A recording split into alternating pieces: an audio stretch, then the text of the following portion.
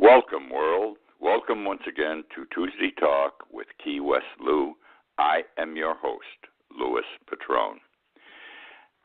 Can't say this is not an exciting day. Forget it's been an exciting week. We have the Alabama election, Jones and Moore for the United States Senate. I'm surprised that they still are not out there with more information on TV tonight. The voting ended at 8 o'clock Eastern Standard Time, and they really don't have much going yet. I'm curious to see the result.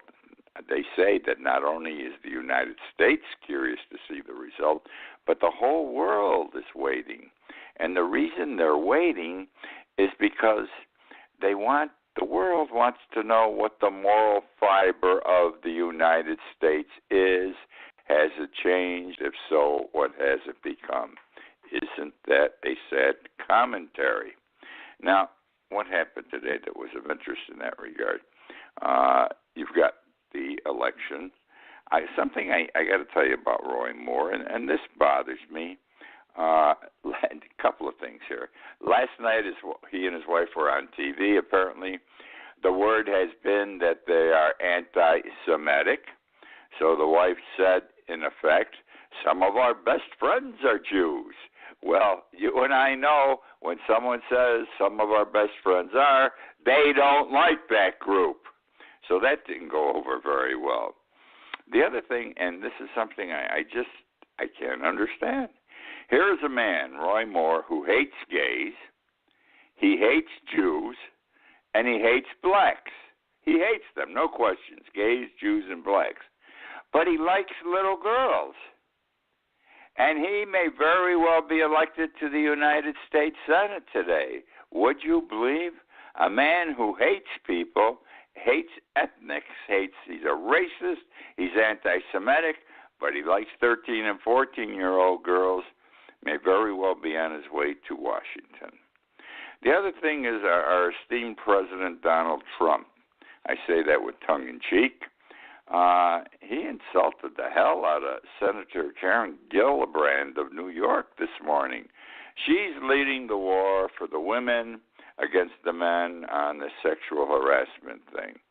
And yesterday she and several other senators and congresswomen got together and they said, Mr. President, you should resign or you should be called to task because now we've got senators and congressmen resigning, being questioned about their past sex lives. We know you've had one, but you're not paying. You're not being called to explain. You're not being called to judgment like everyone else, and it isn't fair.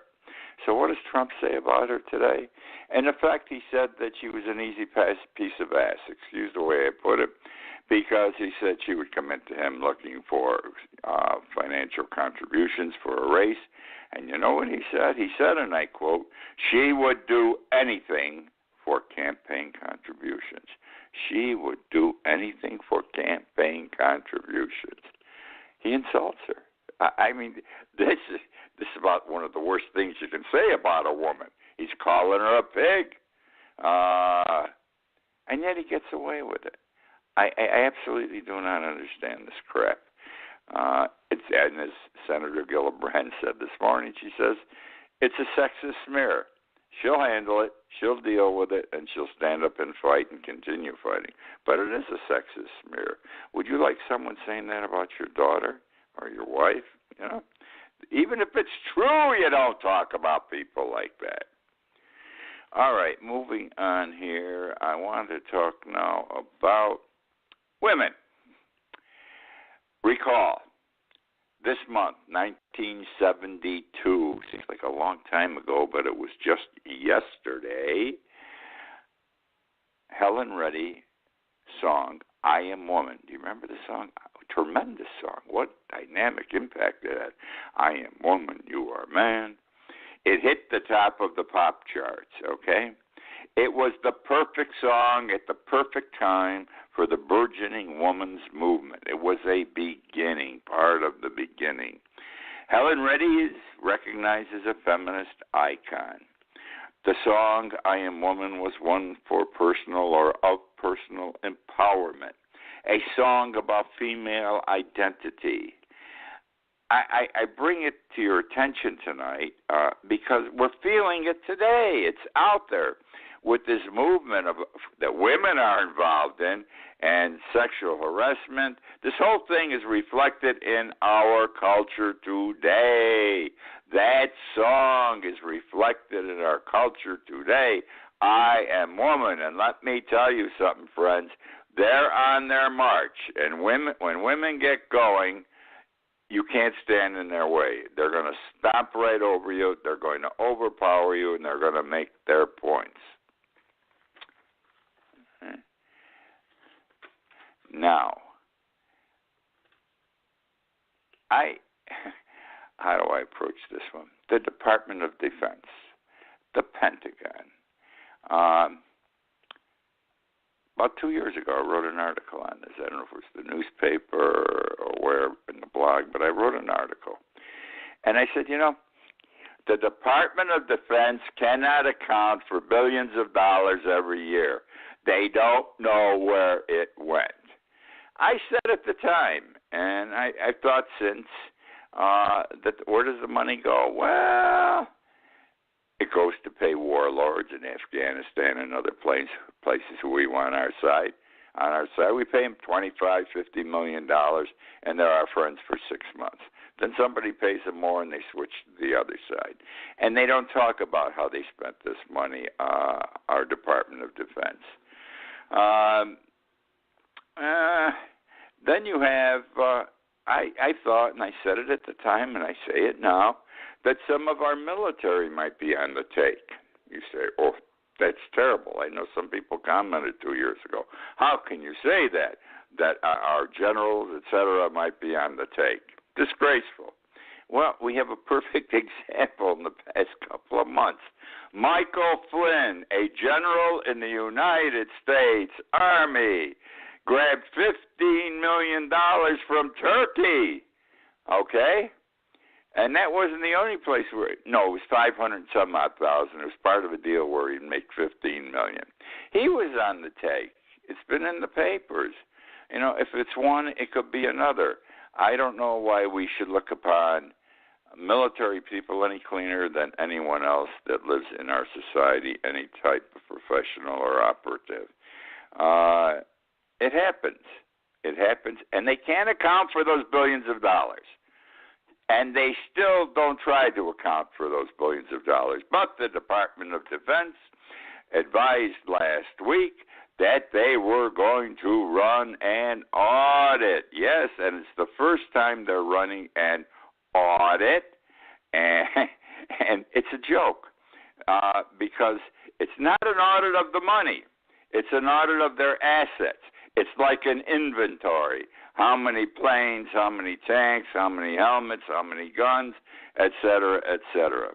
And they estimate that this audit's going to cost $2.4 trillion, and it's going to take 2,400 auditors to conduct this. In effect, is an inventory. I'd rather know where the hell the money goes every year that they can't account for. Forget the machinery. That's probably being sold off, too. But they're going to do an audit because they really don't know what they have. Well, I thought it was strange they're doing this kind of an audit. I thought it was strange they're not doing where the bucks go type audit. And here, yesterday, 3 or 4 days after this announcement came out that I just shared with you, the Department of Defense further advised, by the way, this audit's going to include soldiers. How many soldiers we got, Army, Navy, Marines, Air Force, where they are, et cetera, that they have lost, I'm laughing already, they've lost 44,000 soldiers. We have 44,000 soldiers in our military that we can't account for. The Pentagon says we just can't track them. They keep records in the Pentagon about our soldiers by name, by number and everything else, under country location, meaning where are they now? And these 44,000, you know how they are labeled underneath? country location? Unknown. They don't know where the hell 44,000 of our military are. And they say there is no way to track all of the soldiers because we have so much deployment. The government can't do it. Nobody can do it.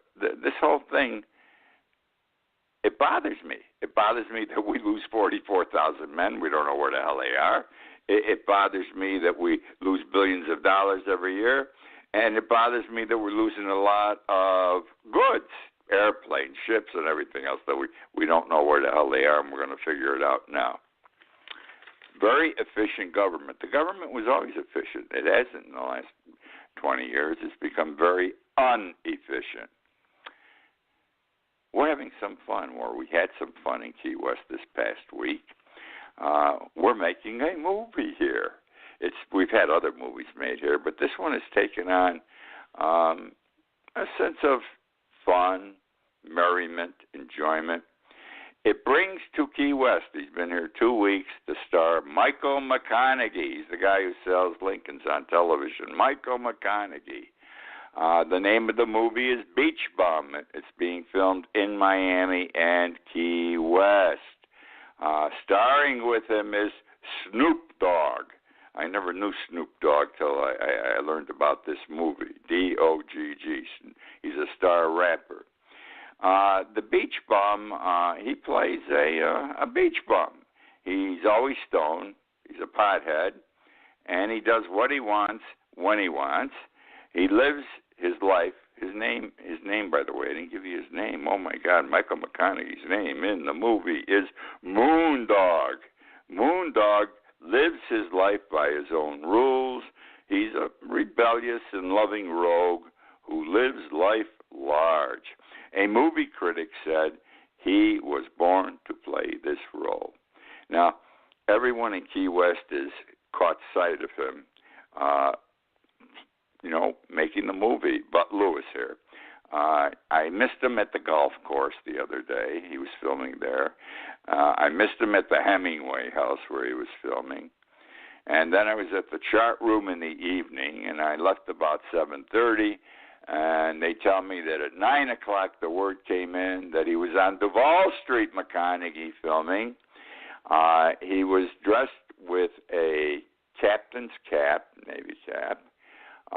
His hair is long. He had a woman's dress on, and he was wearing white sneakers, and he was pushing a wheelbarrow full of marijuana in cellophane bags. I'm laughing. And he was running down the middle of the street from Sloppy Joe's to St. Paul's Church and back to Sloppy Joe's, evading the police. A lot of people got out to watch it. I didn't. I saw it. It's on YouTube.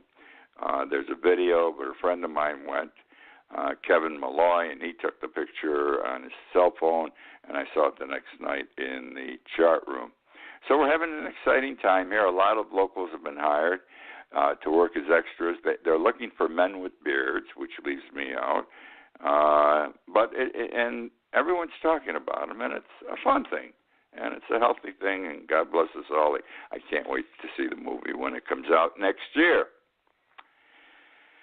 I want to briefly talk about Eugene Robinson and Richard Cohn. Both are writers. They're both columnists for the Washington Post. By the way, Eugene Robinson, if you don't know, comes down here for at least 1 month, sometimes 2 months every year. He and his wife, she's a painter of some note. She comes down and paints. He comes down and relaxes. He talks before a few organizations. I was fortunate to hear him talk last year. Very impressive man, very simple man, very humble man, funny as hell, okay? Oh, Eugene Robinson. He said this past week in one of his columns, the party of Lincoln has devolved into the party of Trump. The party of Lincoln has devolved into the party of Trump. And if you think about it, it's true. The GOP, the grand old party, now belongs to Trump. And a perfect example of it is the tax bill going through the Senate. It finally passed the Senate.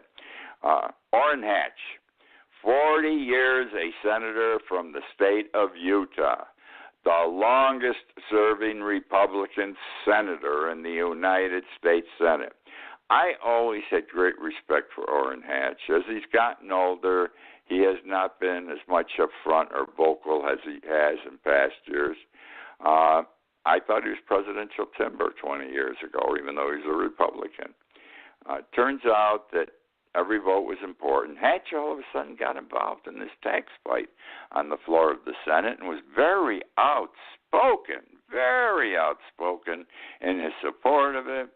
And he's trying to demean some Democratic senators because they said the Republicans don't care about the poor people. Now, remember, one of the expressions Hatch said, I was one of the poor people. My family was low middle class. And I had to smile when he said that because I wish my family had been low middle class. We were poor people, as most people in this country were. He did not know poverty or having to do without low middle class. Anyhow, the day after the tax bill passed, or 2 days after, Orrin Hatch got a ride on Air Force One with the president of Utah, and the president released 2 million acres of nationally protected lands, forests, mountains, and everything else. And this is something that apparently the people of Utah have wanted for years because they want to commercialize much of those 2 million acres. There's gas and there's coal on the land. Can you imagine? They're gonna dig for coal in Utah. My God, there's no market for coal today. All the industries that relied on coal, because they couldn't use it anymore, it was too expensive because of environmental laws, have gone to other means. They've rebuilt their plants and everything else. They're not going to spend the money to go back to coal, but this is going to be a big deal. I don't believe they're going to get any place. But Hatch did something, and he was on TV in Utah with the president, their arms around each other. He sold himself out. 30 pieces of silver, in my opinion, for his vote on the tax bill that serves only the rich and not the 99%.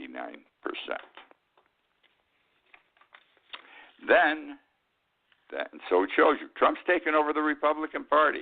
I don't know how the hell he did it in such a short period of time. He does control the Republican Party. Then there is this Richard Cohen, another columnist, and he had some interesting comments about what has happened to our country in the past few months and Trump's involvement one way or another. And here are 3 lines from his column that I found very right on point. He said that Trump, and I quote, has made us a meaner, smaller place. Trump has made us a meaner, smaller place. Well, I don't agree with that. I think we started becoming a smaller, meaner place 20 years ago when the parties forgot they were supposed to talk to each other in Congress and everything else, bipartisanship, and everything started becoming a party line. Everybody became hard-ass, and it was already there before Trump came in. Trump's made it worse because for some reason his Republicans are dancing to his tune. And I don't know how he does it. I don't think I think they patronize him. They bullshit him. They make him feel like a king, and he gives them anything they want. Another thing Cohen said was that moral principle has been replaced by political cowardice. Moral principle has been replaced by political cowardice. He was referring obviously, to Alabama and the Republicans supporting Roy Moore for the United States Senate, a man who it is claimed was guilty of pedophilia, likes young girls, likes older women, a man who hates Jews, hates blacks, hates gays, does not belong in the United States Senate. But party supported him. The president supported him. Even Steve Bannon supported him. who has been one of the men responsible for leading Trump down this merry way. And the other thing is that he said, Cohen, and I quote, "This is America's darkest hour." This is America's darkest hour. I believe that. I believe what is happening today with Trump is worse than anything that happened under Nixon and Watergate. The two are not comparable. The day will come before his term is over, this first term, I don't believe you will see a second one, where he's going to get impeached, and deservedly so. Want to talk about the Lord's Prayer, Our Father who art in heaven, the Lord's Prayer, and President Pope. I am an admirer of President Pope. I'm not President Pope. I'm sorry, Pope Francis. My God, President Pope. I'm talking about Pope Francis. I'm an admirer of Pope Francis. I believe that most people are admirers of his, regardless of religion. The man's just a simple, humble Christian. He's godlike, in my opinion. He's Jesus Christ-like. Anyhow, that doesn't mean I have to agree with everything he does. Now, the Lord's Prayer has been around for 2,000 years. It's not only Catholics who recite the Lord's Prayer, the Protestants and Orthodox Christians do also. It's just a big deal. Well, the Pope says, he says there's a line in there that isn't correct. Lead us not into temptation. I repeat, lead us not into temptation. Because if you listen to the words, lead us not into temptation, they're talking to God. When you're praying the Lord's Prayer, you are talking to God. And you're suggesting that God would lead you into temptation, into doing bad things. Well, it isn't God who leads us into temptation, the Pope says. It's the devil. And we've got to change this after 2,000 years. Who ever thought of this after 2,000 years? Again, the words of Christ. Interestingly, for the last several years, there's been a movement underway in the Catholic Church to change the wording. France and Spain, their Catholic Church, which is part of the Roman Catholic Church, have already changed the wording so it reads the devil in effect. And the Pope is merely supporting a movement in the church that's been underway. Couple of thoughts. The last time my church, I'm a Catholic. The last fallen away one, but I am a Catholic, I believe. The last time my church did something, they changed the Latin Mass, which I grew up with. I was an altar boy. I used to recite the responses in Latin. I was a choir boy. I sang the songs in Latin. Pange, lingua, all this stuff. They changed everything to English, from Latin to English. I couldn't understand why. And the other thing was they turned the altar around. Instead of the priest facing the wall with his back to the people in church, they now built a small altar there where he faced directly the people. And then, on top of it all, they required that we sing when we're in church. I had never sung. I grew up Catholic, grammar school, high school, college. Here I am, I'm a lawyer in my mid-40s. They want me to sing in church on Sunday and at any event in church. Well, I got a lousy voice. I don't sing well, and I didn't want to sing. And I had a major war with my pastor. He insisted I sing. He stood beside me one Sunday at Mass. And we eyeball to eyeball. I didn't sing, and he embarrassed me, and then we had it out afterwards. So I don't think change is good. Leave everything alone when it comes to religion. Just leave everything alone.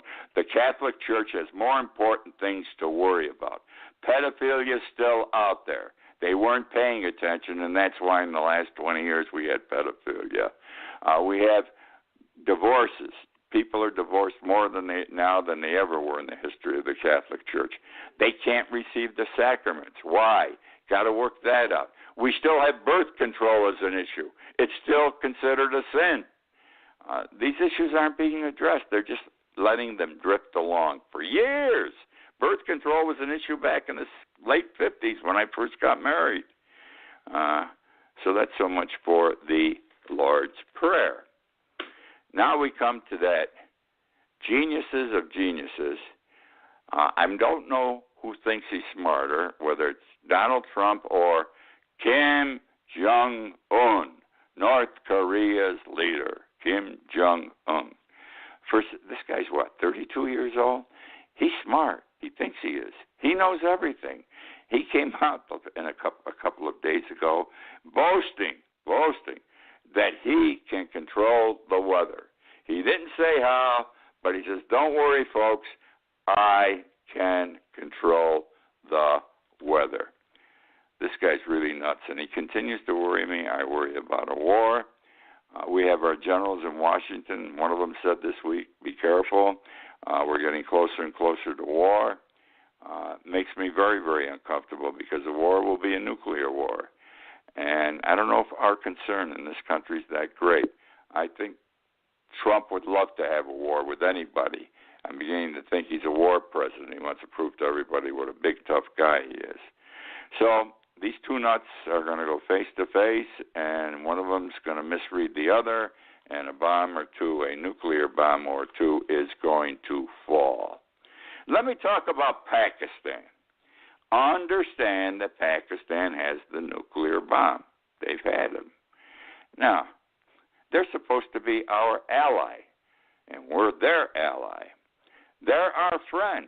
We're their friend. Well, we're not so close.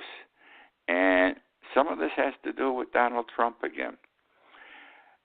The Air Force, the Pakistani Air Force, has been ordered to shoot down United States drones as they pass over, if they do, Pakistani territory. Okay? Pakistan claims this is a violation of their sovereignty.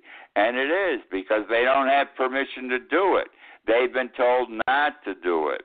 And why is all this coming up?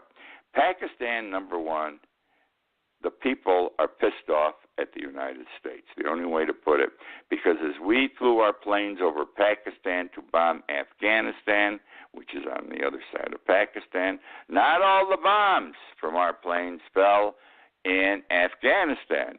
A lot fell in Pakistan at the border, and many Pakistanis have been killed as a result of those bombings.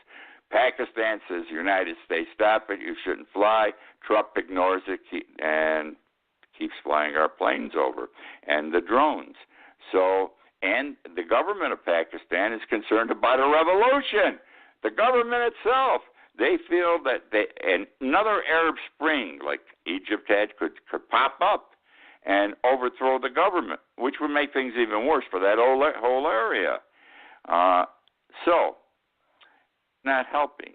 For some reason, I can't recall why, in August, he spoke very harshly about Pakistan. I think it was, on my recollections back, it was because of them saying, don't fly your planes over our land anymore to bomb anybody. And he went on TV, Trump, and said, up yours in effect. And also, they don't believe that the United States word can be relied upon any longer.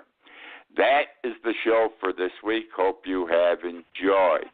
Watch my Key West Lou live video on Facebook every day, a couple of minutes. I talk about whatever moves me. My book, Irma and Me, is available for purchase on Amazon, Barnes & Noble, and Kobo Books. Pick it up. Christmas present. Light reading, humorous really, about the hurricane, but Irma and Me.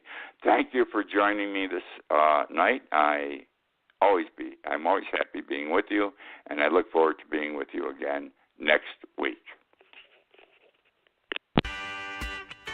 Right now, save 50 to 70% off at Banana Republic factory stores and online. And 60% off absolutely everything at Gap factory stores. Save even more with 40% off clearance at Gap factory stores. And at Banana Republic factory, sweaters start at $19.99 and scarves start at $9.99. Hurry! Search our store locator for your nearest Gap factory and Banana Republic factory store, or shop us online. Right now, save 50 to 70% off at Banana Republic factory stores and online. And 60% off absolutely everything at Gap factory stores. Save even more with 40% off clearance at Gap factory stores. And at Banana Republic factory, sweaters start at $19.99 and scarves start at $9.99. Hurry! Search our store locator for your nearest Gap factory and Banana Republic factory store or shop us online.